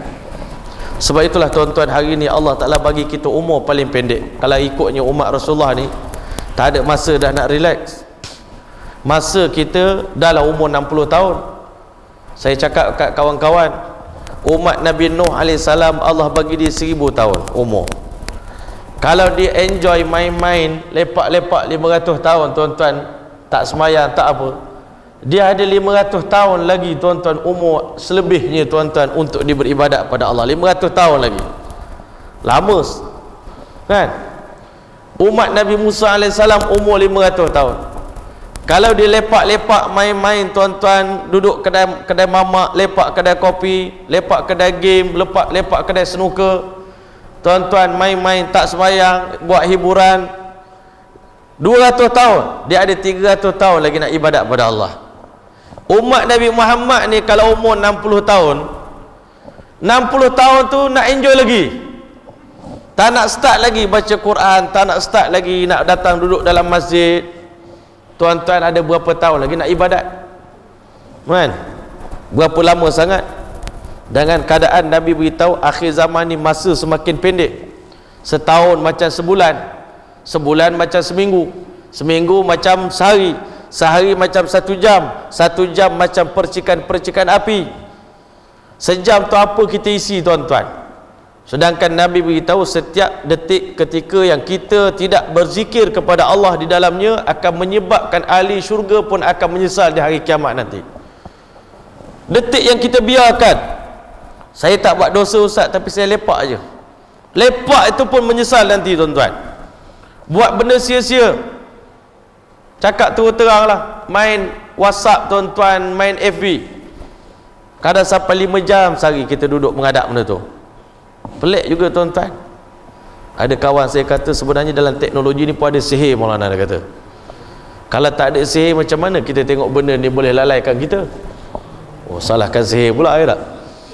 Tak salahkan diri kita. Sihir setara mana pun kalau kau tak nak main, tak main juga. Tapi Masya Allah, lepas Facebook buka WhatsApp, lepas WhatsApp Instagram, lepas Instagram Telegram, habis tu balik semula ke WhatsApp, kau ada mesej baru masuk. Sebelum tidur tengok WhatsApp, bangun tidur amalan pertama. Kalau tanya pada isteri Nabi, amalan terakhir Rasulullah sebelum tidur apa? Ada amalan dia. Amalan pertama Nabi buat bila bangun tidur, ada amalan dia. Kalau tanya bini kita, amalan apa yang suami kamu buat sebelum tidur? WhatsApp. Sampai jatuh handphone atas muka tuan-tuan, kum, Allah bengkak kepala kan, telefon jatuh atas muka, pom jatuh kan. Punya teruk kalau esok ditayang semula di padang mahsyar tuan-tuan, layar itu tuan-tuan, Allahu Akbar, mengiling kepala umat Nabi Musa AS. Teruknya hampa ni kan. Umat Nabi Nuh kata, engkau orang umur 60 tahun main-main lagi, sepatutnya inilah masa untuk berhabis-habisan kan. Sekarang zaman bertarung bukan zaman termenung. Ada tak orang nyanyi lagu tu tuan-tuan?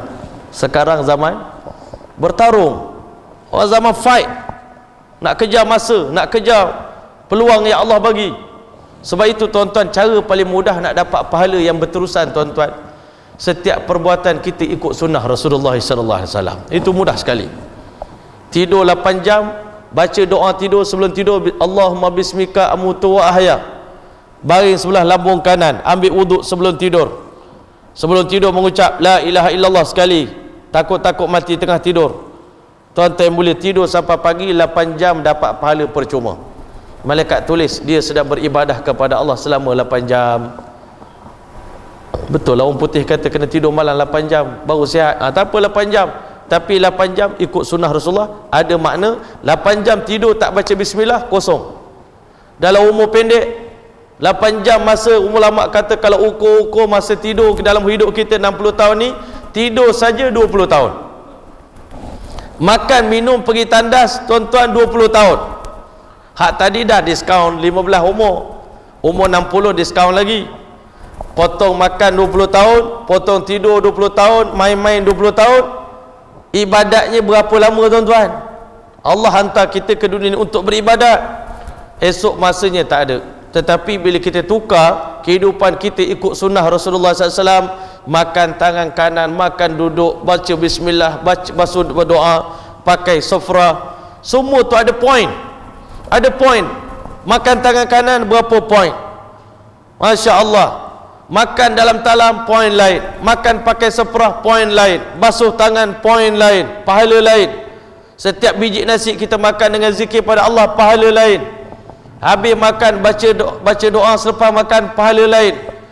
Bahkan ulama kata bila kita masuk tandas sekalipun, bila ikut cara Nabi dapat pahala ibadat. Masuk masjid sekalipun tak ikut cara Nabi tak dapat pahala.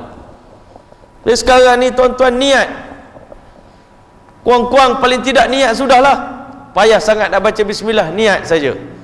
Niat nak buat baik ni, niat nak datang ke masjid, nak iktikaf tuan-tuan. Duduk saya saja ni dalam masjid ni, saja aku beriktikaf dalam masjid ni kerana Allah Ta'ala. Tak tahu lagi pahala iktikaf ni besar tuan-tuan. Nabi beritahu siapa yang beriktikaf semalaman dalam masjid dijauhkan daripada api neraka salasah khanadik, 3 khandak, 3 parit. Satu parit jaraknya dengan neraka 500 tahun. Kalau 3 parit 1500 tahun daripada jauhnya daripada api neraka, dengan amalan iktikaf sahaja semalaman kerana Allah Ta'ala. Tuan-tuan, kalau kita betul-betul sedar benda ni tuan-tuan, masa kita habis semua ibadat kepada Allah Ta'ala. Sebab itu tuan-tuan, nanti ulama kata, Imam Ghazali mencatat dalam Babul Ghaflah dalam kitab Makashiful Qulub, bab pada menyatakan betapa buruknya kelalaian. Kita ni banyak lalai tuan-tuan, bukan kita jahat. Kita tak jahat dah, insya-Allah tak pergi dah karaoke mana, tak pergi dah. Tapi kita ni masalahnya, Imam Ghazali kata kalau ditanya kepada ulama-ulama apa yang kalian menyesal dalam hidup kamu, dia kata kami banyak beribadah kepada Allah dalam keadaan lalai. Semayang tadi maghrib, berapa persen kita ingat Allah, berapa persen kita lalai pada Allah. Nanti baca Quran, berapa banyak kita tadabbur menghayati makna Quran, berapa banyak kita tak tahu apa, lalai leka.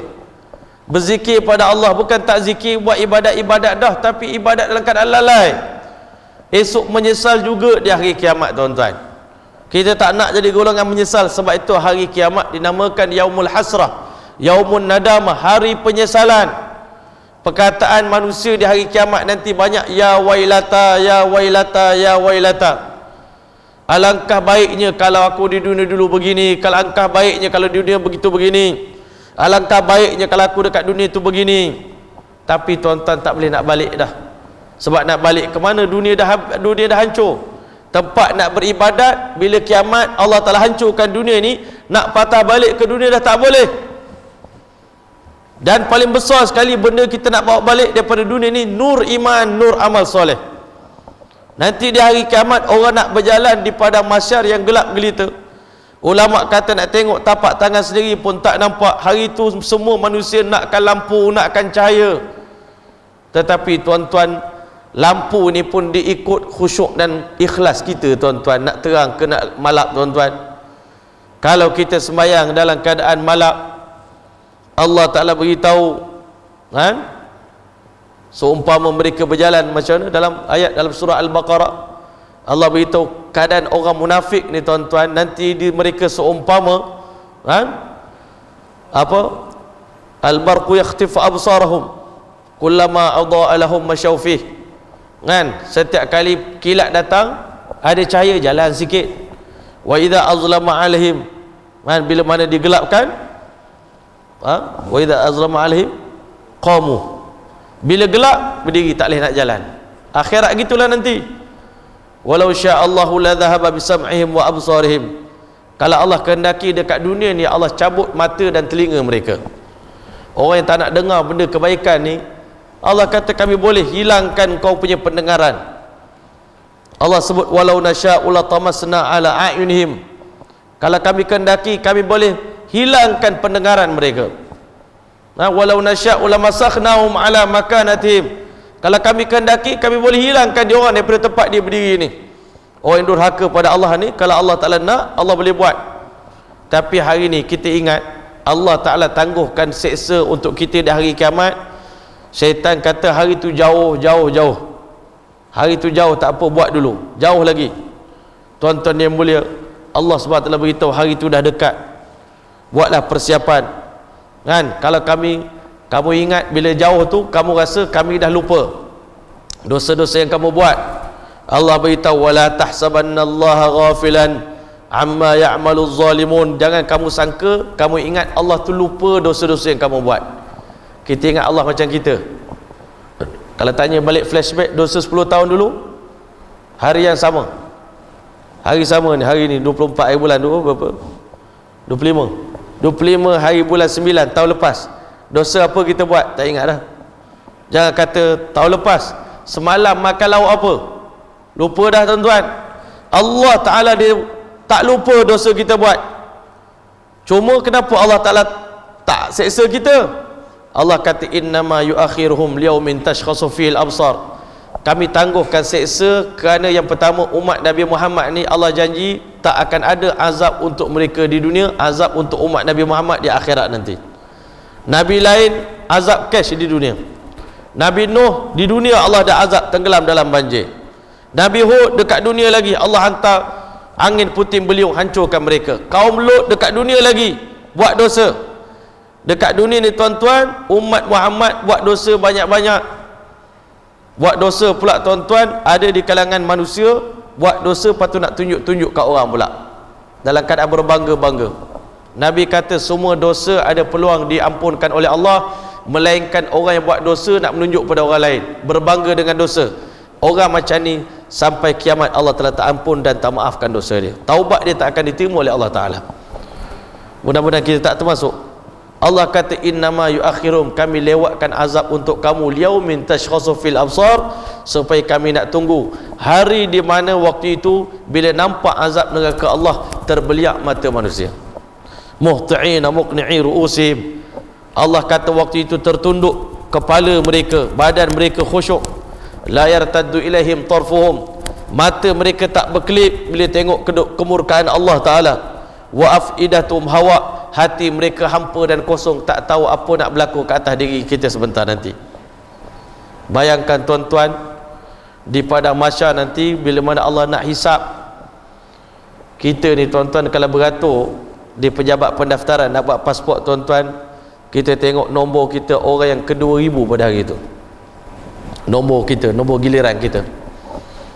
Kalau gini esoklah pergi, banyak sangat orang hari ni, esoklah kita tangguh, esok baru kita pergi esok tengok dapat nombor 3000. Darilah pergi singgah kedai mamak sekejap, tunggu petang-petang kan kita datang semula.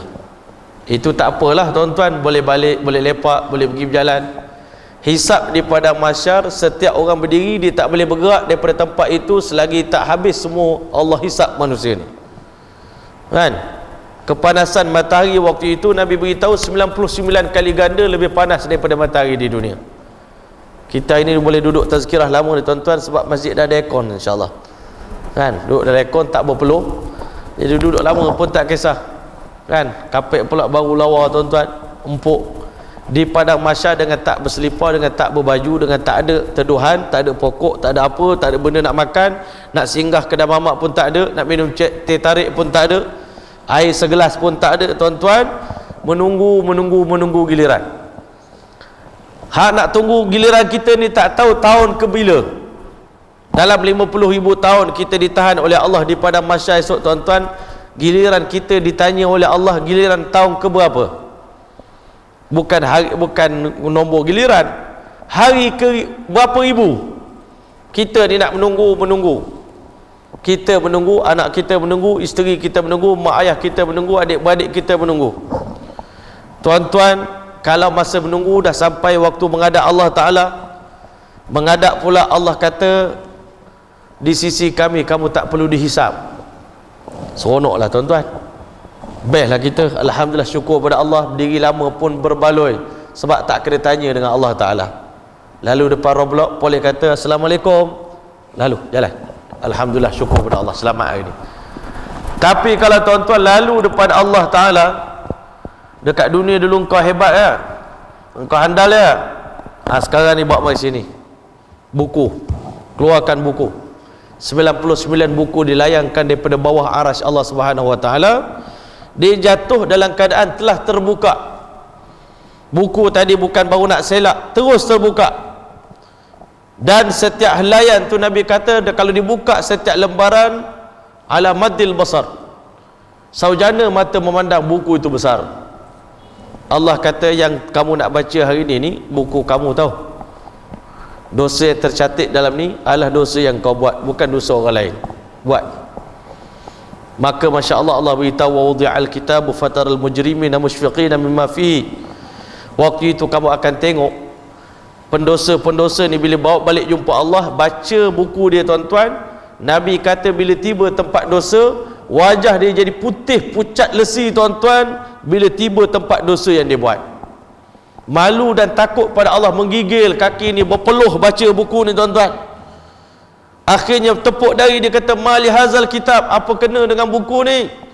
La yughadiru saghiratan, tak tinggal dosa kecil yang kami buat pun masih tercatat, wala kabiratan, dosa besar pun tercatat, illa ahsaha wa wajadu ma amilu hadira. Catatan pun ada dan dosanya pun ada dekat sini, betul-betul dosa dia, kan? Dosa zina ada dia punya ni, perbuatan tu busuk, kotor, menakutkan. Dosa curi ada, dosa mengumpat ada. Catatan tu tak apalah, kita ni kalau catat awak kena ni masa sekian-sekian, langgar peraturan lalu lintas begini-begini di kawasan kilometer sekian-sekian. Wah, dulu dekat zaman sahabat Nabi payah nak faham. Sekarang ni senang nak faham. Sebab apa? Nak menipu tak boleh. Saya tak buat tu. Kau nak tipu apa? Ini gambar kami dah ambil.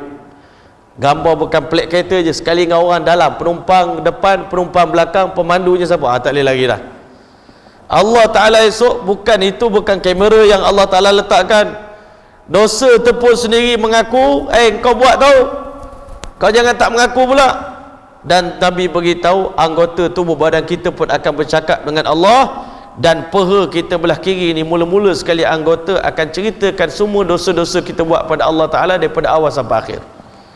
Ya Allah, dia ni buat dosa begini. Manusia waktu itu tercengang. Mereka bercakap dengan kulit mereka, lima syahidtum alina, kenapa kamu ni bercakap dengan Allah, patut tutup rahsia dosa saya, tapi sekarang kamu pula cerita dekat Allah Ta'ala. Maka kulit beritahu, qalu antaqana Allah, yang bagi kami bahasa untuk bercakap, lidah untuk bercakap pada hari ini Allah. Allah mampu buat segala sesuatu boleh bercakap. Di hari kiamat nanti, tembok kita buat dosa tu, tembok tu bercakap dengan Allah, dia cerita pada Allah. Di atas kapet ini kita buat dosa, kapet ni cerita kat Allah. Hari ni kalau ada satu CCTV tuan-tuan, kan, tempat ni kena wajib pakai mask, ada CCTV, semua tu Masya Allah. Kita sukalah tuan-tuan orang ikut SOP tuan-tuan, sangat bagus. Tapi hari ni SOP Allah Ta'ala, berapa ramai yang ikut SOP Allah? Menutup aurat, SOP Allah, berapa ramai yang ikut? Berapa ramai yang ikut SOP Allah bayar zakat, SOP Allah Ta'ala suruh kita ni baca Quran hari-hari, SOP Allah Ta'ala standard operation ibadat kita, Allah nak ibadat kita sampai tahap mana, berapa banyak orang yang buat. Hari ni kalau orang tak ikut SOP tu marah, kan? Dalam gambar kami selalu bergambar rapat-rapat berpeluk-peluk, ustaz jaga jarak tu, orang tegur, netizen, jaga jarak ustaz, kan, ikut SOP. Masya Allah, yang korang duduk kat luar tu, dalam masjid kena SOP, tapi yang dekat LRT, yang dekat padang bola, orang main bola menang peluk, kan? Sebenarnya hari ni kita terlalu risau dengan SOP dunia, tetapi kita tak risau pun dengan SOP Allah Subhanahu Wa Taala. SOP Allah nak maafkan dosa kita ni, apa SOP dia? 4 syarat taubat, 3 syarat taubat. SOP Allah nak diterimakan dosa kita. Yang pertama, menyesal. Kalau sebut istighfar tapi tak menyesal, tak ampun dosa. Yang kedua, tidak mengulangi dosa tadi. Dan yang ketiga, Masya Allah, berazam untuk tidak kembali melakukan dosa. Itu SOP dalam taubat, syarat-syarat nak terima taubat. Tapi hari ini kita istighfar biasa-biasa, tak ikut SOP tuan-tuan, tak ikut SOP, tak diterima oleh Allah Ta'ala taubat kita. Jadi Alhamdulillah tuan-tuan rahmati Allah, nanti jangan sampai kita di hari kiamat, bila Allah Ta'ala bagi semua anggota kita bercakap, anggota semua cakap dosa-dosa yang kita buat. Jangan banyak cerita dosa daripada dosa cerita pahala. Kalau banyak cerita pahala, laporan baik, seronoklah kita nak menghadap Allah Ta'ala, tak ada rasa malu. Tapi kalau semua cerita yang buruk tuan-tuan, orang lain tak tahu kita buat dosa ni tuan-tuan. Allah ni As-Sattar, Allah ni maha penutup keburukan. Bini kita tak tahu kita buat dosa, anak kita di rumah tak tahu dosa yang kita buat, sahabat kita duduk tepi makan minum teh tarik dengan kita tak tahu pun dosa yang kita buat secara bersendirian, seorang-seorang. Tetapi Allah Ta'ala, dia tak pernah lalai. Bagi Allah Ta'ala, alladhi ya'lamu sirra wa akhfa, Allah mengetahui benda rahsia dan benda tersembunyi. Di lubuk hati kamu ada apa perasaan, ada apa sangkaan pada Allah, semuanya Allah keluarkan. Wa hussila ma fi sudur, Allah bongkarkan di hari kiamat apa yang terpendam dalam hati kamu, dalam dada kamu, semua dibongkar. Kalau bongkar dosa tak apa lagi, bongkar hati kita ada nifak, ada munafik, dalam hati kita ada syirik pada Allah, dalam hati kita tak puas hati dengan Allah, semua Allah keluarkan. Sahabat Nabi bila turun ayat wa in tubdu ma fi anfusikum aw tukhfuhu yuhasibukum bihillah, kamu sembunyikan apa yang ada dalam hati kamu ataupun cakap, luahkan, tak puas hati cakap. Bila cakap tuan-tuan pun Allah hisap, yang duduk dalam hati pun akan dihisap oleh Allah. Sahabat Nabi bila dengar ni, ya Allah, beratnya ya Allah, beratnya ya Allah. Sampailah Allah Ta'ala turun ayat yang seterusnya baru ringan, sahabat barulah berhenti menangis tuan-tuan. Tidak sahabat Nabi menangis bila Allah kata kami akan hisap lintasan hati manusia pun Allah hisap. Sepatutnya tuan-tuan, kita ni kadang-kadang mikir macam-macam, Tuhan ni jahat lah, Tuhan ni tak betul lah, Tuhan ni begini. Jahat hati kita ni tuan-tuan. Kalau Allah buka itu memang jahat lah kita, habislah kita. Sahabat Nabi risau, sampailah Allah Ta'ala ajar kita satu doa, Rabbana la tahmil alaina isran kama hamaltahu ala alladhina min qablina. Kan Allah beritahu la yukallifullahu nafsan illa wusaha. Allah Ta'ala tidak memaksa memberatkan satu orang melainkan sekadar kemampuan dia. Dia dah usaha dah nak cuba kontrol hati, bagi betul iman ikhlas pada Allah Ta'ala. Sebab itu nak bersihkan perasaan dalaman yang dipanggil sir ini tuan-tuan. Ustaz kata sir, rahsia hati ni tuan-tuan. Nak bersihkan sir ni tuan-tuan, kena banyak zikir. Zikir sebanyak-banyaknya. Ya ayyuhalladzina amanu dzkurullaha dzikran katsiran. Wahai orang beriman, berzikirlah kamu kepada Allah dengan zikir sebanyak-banyaknya. Wasabbihuhu bukratan wa asila. Bertasbihlah memuji Allah di pagi dan petang. Huwallazi yusalli alaikum. Bila kita banyak berzikir pada Allah, Allah selawat ke atas kita. Wa malaikatuhu, malaikat pun selawat ke atas kita. Malaikat doakan, ya Allah ampunkanlah dosa dia, Allah rahmatilah dia, Allah berkatilah dia, permudahkanlah urusan dia. Liyukhrijakum minaz zulumati ilan nur. Berkat zikir yang banyak, Allah keluarkan kita daripada kegelapan kepada cahaya. Jadi kalau nak bersihkan sir dalaman kita ni tuan-tuan, banyakkanlah berzikir pada Allah. Zikir yang paling baik sudah tentu afdalul zikri fa'lam annahu la ilaha illallah. Buatlah tuan-tuan lepas subuh 100 kali zikir la ilaha illallah. Sebelum tidur 100 kali tuan-tuan. Dapat satu hari beberapa ratus kali kita berzikir pada Allah Ta'ala. Mudah-mudahan dalaman kita ni bersih. Kita ni takut muka senyum, tapi dalaman kita teruk tuan-tuan. Hasad, dengki, iri hati, hati kita kotor, hati kita busuk tuan-tuan, hati kita jahat. Nak bersihkan dalaman. Sedangkan di hari kiamat esok Allah bongkar isi hati kita. Dan waktu itu tuan-tuan, yang tengok hisap kita ni bukan kita dengan Allah saja. Hari itu amalan kita akan dipertontonkan di hadapan para Nabi. Termasuk Nabi Muhammad tengok dosa kita buat tuan-tuan. Betapa besarnya aib kita, malu. Sebab itu doa kita kepada Allah Ta'ala, wala tukhzina yaumal qiyamah. Ya Allah, jangan malukan kami di hari kiamat nanti ya Allah. Jangan malukan kami di hadapan anak isteri kami ya Allah. Jangan malukan kami di hadapan anak-anak murid kami ya Allah. Jangan malukan kami di hadapan orang kampung kami ya Allah. Jangan malukan kami di hadapan Rasulullah sallallahu alaihi wasallam ya Allah. Sebab itulah tuan-tuan, hari ini selagi kita masih bernyawa tuan-tuan, kita masih ada peluang lagi. Dan peluang ini kita kena rebut. Kan? Kita kena rebut. Tak boleh main-main lagi. Kita kena sungguh-sungguh tuan-tuan. Semayang sungguh-sungguh, baca Quran sungguh-sungguh, zikir sungguh-sungguh, buat kerja dakwah sungguh-sungguh tuan-tuan, qiyamul lail sungguh-sungguh. Selagi mampu menangis, menangislah tuan-tuan. Kalau mampu menangis, menangislah tuan-tuan. Jangan malu, jangan takut untuk menangis, menangislah. Kerana ulama beritahu, air mata ni sebelum kita mati tuan-tuan, setitik air mata mampu memadamkan selautan api neraka. Tapi nanti bila kita dah tiba di hari kiamat, menangis sampai buta mata pun air mata kita tak bernilai. Sebab itulah hari ini insya-Allah Ta'ala, dengan kesempatan dan peluang Allah bagi kita umur panjang ni tuan-tuan, masuk tahun baru, itulah pesanan ustaz-ustaz selalu bagi.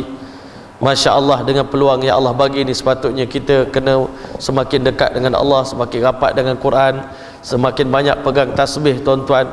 Semakin banyak kita, kalau boleh tuan-tuan, orang yang umur 40 tahun ke atas ni, cuba hilangkan rasa nak jadi muda sangat tuan-tuan.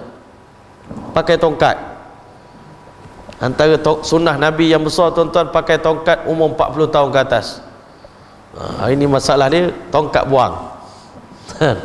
Satu ustaz di tempat saya umur 50 lebih, orang Arab. Saya nak kahwin. Nak kahwin dekat Malaysia ni, nak kahwin. So cari. Saya kata ustaz dah tua, sakit, kencing manis apa semua. Mana ada? Lempar tongkat. Buang tongkat. Tengok jalan tegap ni. Masya-Allah. Hari ni kita malu nak pakai tongkat. Sedangkan Rasulullah SAW anjurkan kita pakai tongkat masuk umur 40 tahun ke atas, mulalah pakai tongkat. Nabi-Nabi, Nabi Musa pakai tongkat, Rasulullah pakai tongkat. Tuan-tuan mulia, sunnah Nabi ni sebenarnya banyak mengingatkan kita kepada kematian. Allah suruh kita pakai tongkat supaya kita sedar dulu kuat. Maka tuan-tuan, saya nak tutup masya-Allah dengan sebuah cerita. Nabi Yaqub AS dia antara Nabi yang rapat dengan Malakul Maut. Dia kawan best friend dengan Malakul Maut. Jadi sebagai kawan, satu hari Malaikat Maut datang ziarah Nabi Yaqub AS. Ini pun dalam kitab Makashiful Qulub karangan Imam Al-Ghazali. Satu hari Malaikat Maut datang jumpa dia. Dia kata, tuan datang jumpa saya ni nak ziarah ke ataupun nak cabut nyawa ni? Cakap betul-betul kan? Malaikat Maut kata, tak, kali ni datang ziarah sebagai kawan. Masya Allah.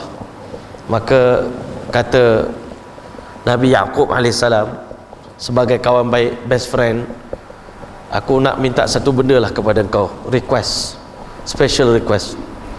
Iaitu apa dia? Bila tiba saya waktu mati nanti, please tolong bagi isyarat dekat saya bahawasanya masa nak mati dah dekat, supaya saya buat persiapan.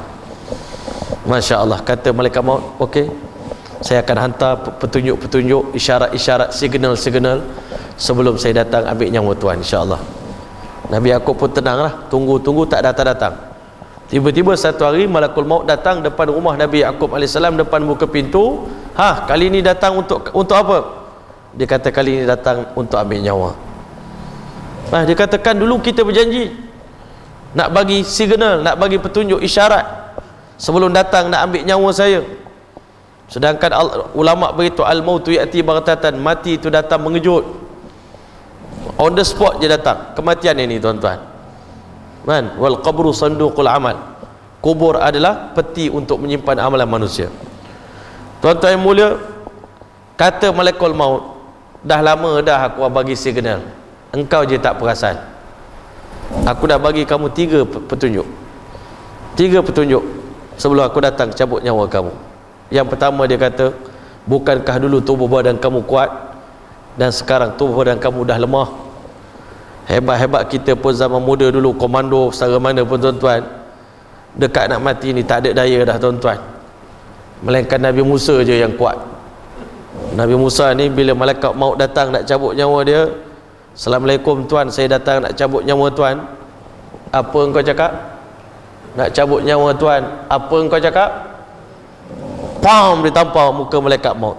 Ini cerita hadis sahih tuan-tuan, jangan ingat main-main. Betul ke hadis tu? Palsu ke tak? Ditampar tuan-tuan hatta yatafaqau ainu, sampai tercabut mata Malaikat Maut. Ini Nabi Musa je boleh buat. Kalau kita Malaikat Maut cakap nak cabut nyawa tu pun habis dah. Lembik dah lutut kita tuan-tuan. Nabi Yaqub diberitahu oleh Malakul Maut, ketahuilah olehmu, dulu badan kamu kuat, sekarang dah lemah. Itu syarat yang pertama. Semua kita sekarang dah lemah. Hari-hari makan suplemen.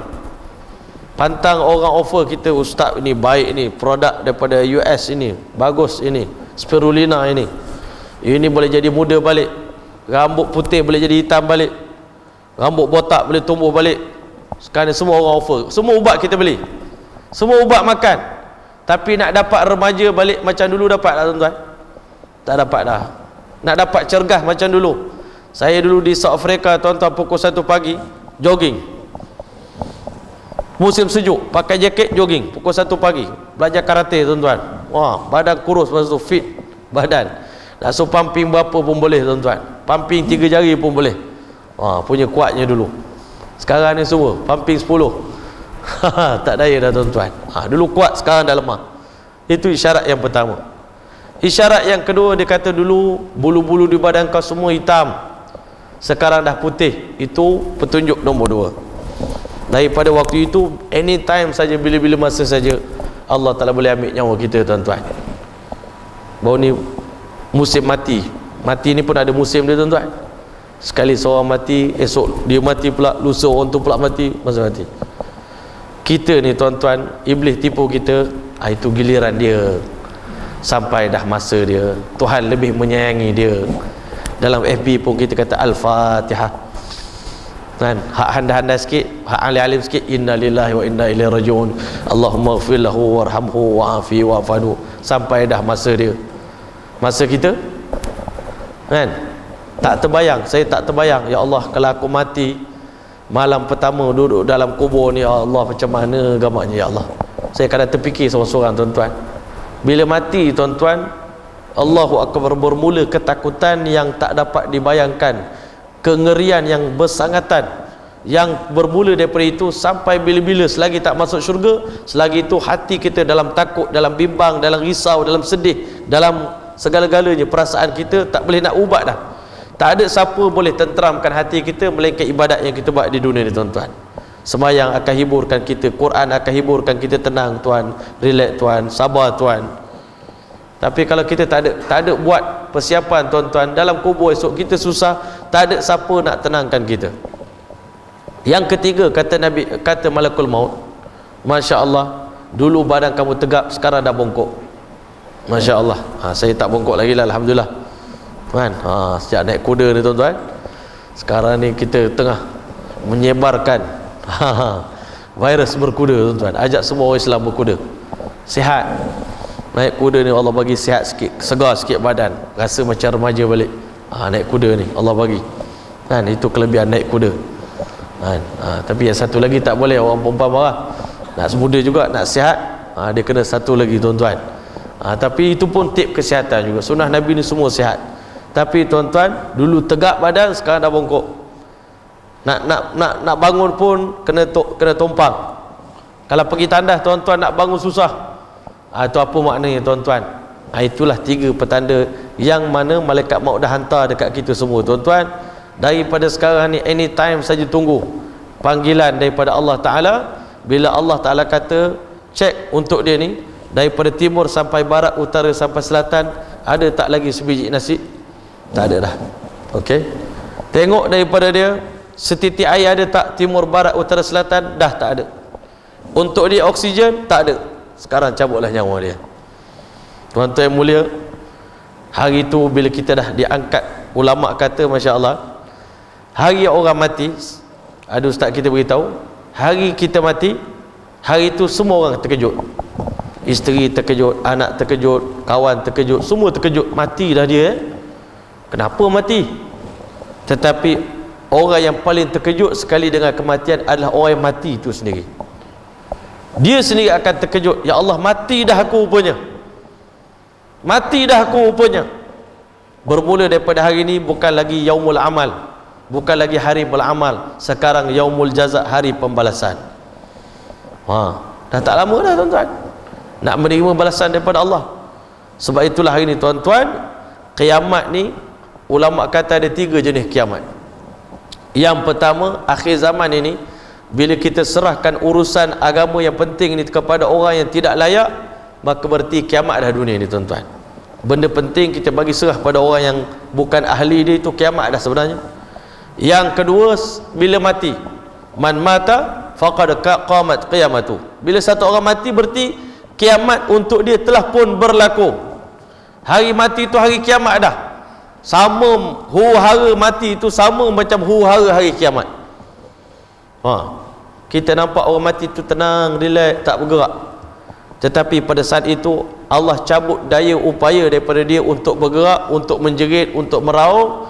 Tetapi kesakitan dia, kesengsaraan dia, ketakutan dia, semua hanya Allah yang tahu. Dia tak boleh cakap apa. Tapi peliknya, tuan-tuan, Allah bagi kepada kita ni, tuan-tuan, orang yang beriman pada Allah. Kenapa di dunia ni kita susah sangat nak berzikir pada Allah? Sebenarnya mulut kita, cuba kita ucap la ilaha illallah, macam mana pergerakan dia? Berat ke tak berat? Ulama kata kalau tengok daripada jauh orang ucap la ilaha illallah ni, tak bergerak pun bibir dia, tuan-tuan. Orang yang dalam hatinya, dalam dunia ni selalu berzikir pada Allah, la ilaha illallah, pada hari dia tak mampu nak bergerak lagi waktu itu, lidah dia akan mengucapkan dengan jelas la ilaha illallah, tuan-tuan, meninggallah dia. Tapi kalau di dunia jarang sebut la ilaha illallah, mustahil pada hari mati dapat ucap la ilaha illallah. Jadi sebab itulah insya-Allah taala, tuan-tuan, sama-sama kita azam dan berdoa kepada Allah, kan? Dengan peluang yang Allah bagi ni, kita tak boleh main-main dah. Kita kena berlomba-lomba, bersungguh-sungguh, dan kita kena pecut dah pecutan terakhir. Kalau kita tengok Azizul Hasni, tuan-tuan, dia berlomba kirin, acara kirin apa semua tuan-tuan, mula-mula perlahan je, tapi dekat nak habis tuan-tuan, zoom zoom zoom zoom zoom zoom zoom zoom, daripada dia belakang sekali syuk dekat ujung baru dipotong orang lain. Kita ni pun macam itulah ujung-ujung ni tuan-tuan. Sepatutnya tidur pun sekarang ni Allah dah memang bagi sejak tua-tua ni, tidur sekejap pun dah tak boleh dah, nak bangun awal juga. Tapi kalau bangun lepak dengan radio tengok TV tak guna tuan-tuan. Bangun awal-awal, qiyamul lail, solat tahajud, taubat pada Allah, zikir pada Allah, baca Quran, doa banyak-banyak, nangis-nangis tuan-tuan. Siang hari sedekah, siang hari banyak buat kebaikan, buat kerja-kerja yang baik tuan-tuan. Allahu Akbar. Sekarang ni Allah bagi kita masjid, Masya Allah, banyak benda kita boleh khidmat dengan masjid ni tuan-tuan. Satu orang wanita di zaman Nabi, kerja dia kutip sampah je dalam masjid.